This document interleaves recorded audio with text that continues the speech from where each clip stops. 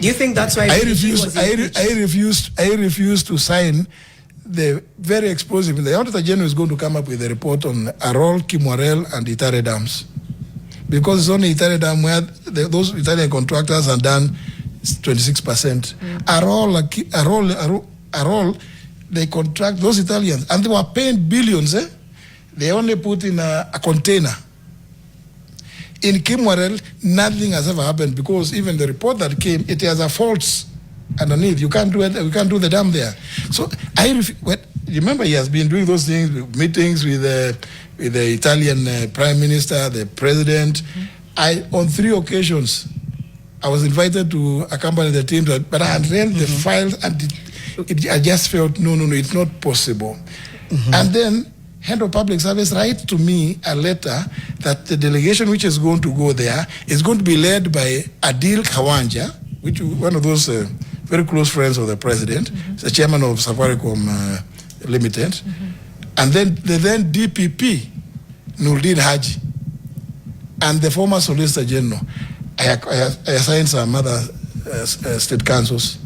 I said, what is this? But the country is losing, or has lost actually, over 38 billion shillings. And they still, later they wanted me to sign. I said, I cannot append my signature, not on this. Can you substantiate all of these allegations that you're making? Fortunately, I have them on record. You have paper trail? I have paper trail. You know, I knew what I was doing. Contrary to what William Ruto may have thought, I am not the kind of person I keep records, and I have all of them. In fact, on soft.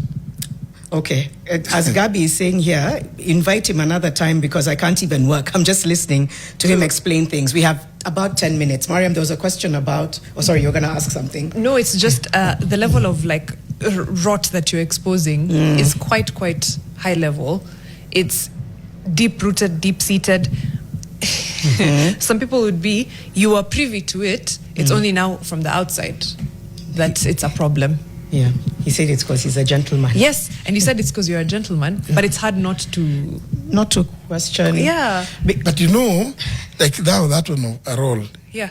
You know, it is so obvious the Auditor General is going to find out. That's the appropriate office. Yes. But because I'm sure the Auditor General is going to ask what was the opinion of the Attorney General. But were you also, didn't you advise around taxes and SHA? Were you part of, in a sense, the rot that you're exposing? Let me tell you about this, not just SHA, the 4 laws. When the CAB memo was brought to us, one morning we were in Kakamega State Lodge for a cabinet meeting by Nakumicha. She brought me like this. I told her, what is this? I cannot sign a CAB memo just like this. This is not the way to go about it. She told me, CS National Treasurer has already signed. I said, it doesn't matter. She ran to the President, who was then with his Deputy Rigiji at Kakamega State Lodge. Then they called me, and I go and I tell them, you know, we cannot do cabinet memos this way. The cabinet, even the cabinet secretary, even the AG, it's not just the AG, it is the office. There are people, and I told you, various departments who have to check through. And it's a lot of consultation. Occasionally, you will sit about 3, 4, 5 people, and I want to know, why did you arrive at this? Why did you yourself, why is it you prefer this? So that we come up with sound legal advice. Now, I'm told, sign. So when she went and reported the President and his deputy, I told them, no, you know what? I can't sign. The President played with me, he told me, you know, JB, we promised people universal health coverage, what. I said, yeah, I am sympathetic to that because for me, it's good for the citizens of this country. But I told him, but you know, this procedure is not right. And besides, I've seen something that purports to be draft bills.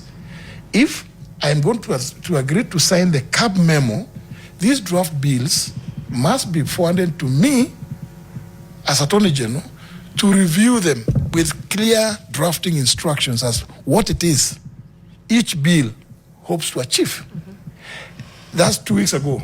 When this is the process of interviewing chairperson for the IEBC, there's a lady who actually admitted she's called, she said her name, Wajiko Manegene, one of the candidates.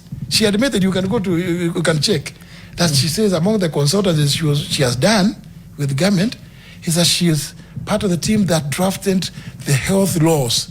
And she was asked, then you drafted? She said, yes. And after that, where did you take them? We took them to Parliament.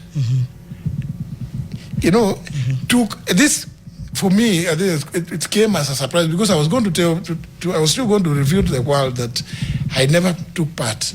But she actually did it for me. That I kept telling people those bills did not come through the AG's office. Because remember, even the Council of Governors and a lot of issues with them.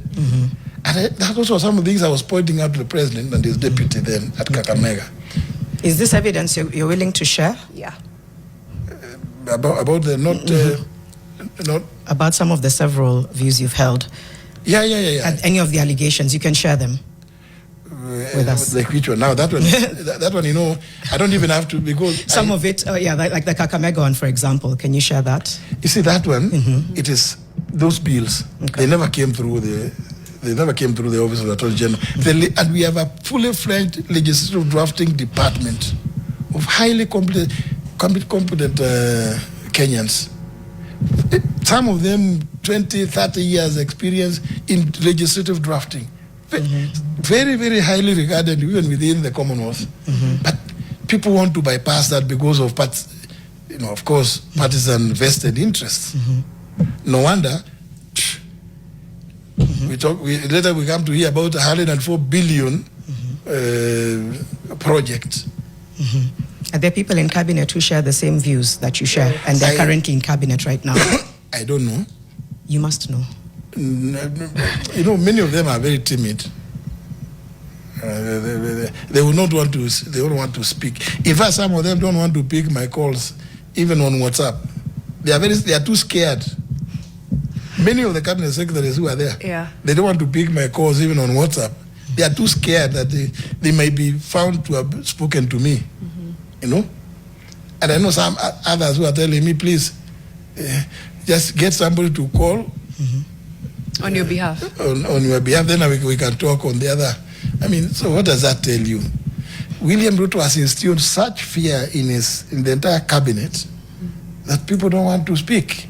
And no, it is live and let live.